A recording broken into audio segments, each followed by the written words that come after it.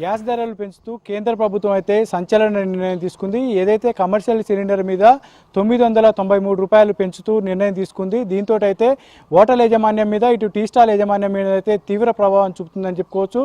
ప్రస్తుతం మనం ఒక గ్యాస్ ఏజెన్సీ వద్ద ఉన్నాము.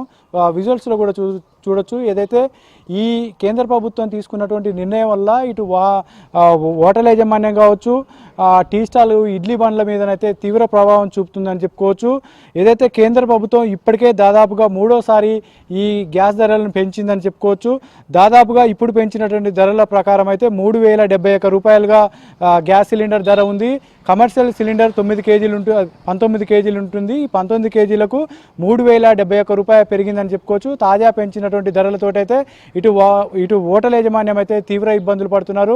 గతంలో పెంచినటువంటి ధరలతోటే తట్టుకోలేక ఇప్పటికే టిఫిన్ల మీద, టీల మీద, ఇటు బిర్యానీల మీద అధిక ధరలు పెంచినటువంటి పరిస్థితి ఉండేది. ఇప్పుడు తాజాగా పెంచినటువంటి ధరలతోటైతే ఇప్పటికే సామాన్యుల మీద అధిక భారం మోపుతున్నటువంటి పరిస్థితి ఉంది. ఇంకా ధరలు పెరిగేటటువంటి అవకాశం ఉంటుంది.